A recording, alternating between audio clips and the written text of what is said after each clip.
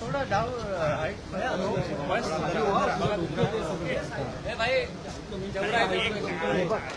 दुसरा पण आहे कॅमेरा फ्रेम आहे ना चालू सुनील दुसरा कोण आहे संतोष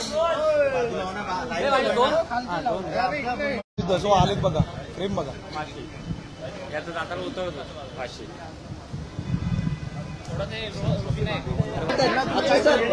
अक्षय सर माईक बंद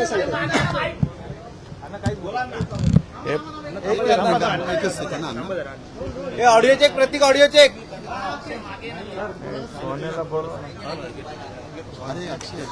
अरे गणेल लिहू दे ना.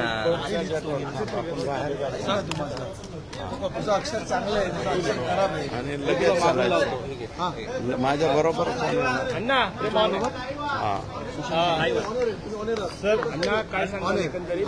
वाल्मिक कराडला अखेर मोक्का लावण्यात आलेला आहे अशी माहिती समोर येते. तुम्ही प्रमुख मागणी केलेली होती त्या संदर्भात नाही, हे पहा, मी ही सभागृहामध्ये मागणी केलेली आहे. वाल्मिक कराड का अमुक तमुक असा विषय नव्हता तो.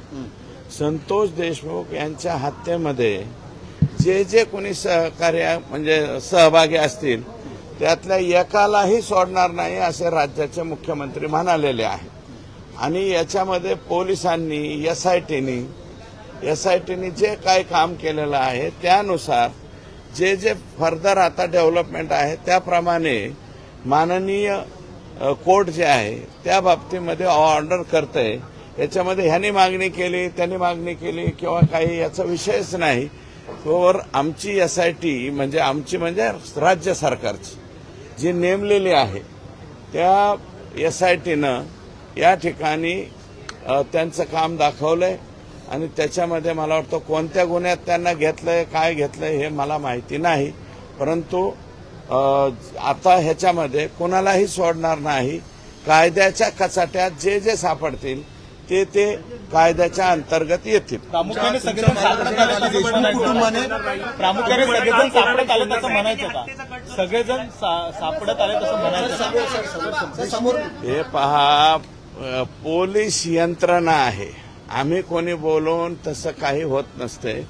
पोलीस यंत्रणा त्या ठिकाणी एसआयटी जी नेमलेली आहे ती एसआयटी प्रभावीपणे काम करते आणि त्यांनी नियमाप्रमाणे जे कडी जोडलेली असेल पोलिसांच्या कडीमध्ये जे जे लोक सापडतील ते लोक त्याच्यामध्ये येतील. आज तिथे काय घडलंय हे एक्झॅक्ट मला अजून माहिती झालेलं नाही. अजूनही कोर्टाच्या पुढे मला वाटतं अर्ज केलेला आहे एसआयटीने. एवढीच माहिती मला कळालेली आहे. पुढे काय झालं हे मला माहित नाही.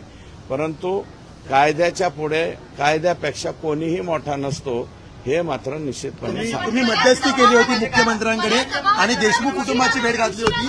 पहिल्यांदा एसआयटीत बदल झालेला आहे. काल शासन निर्णय जारी झाला.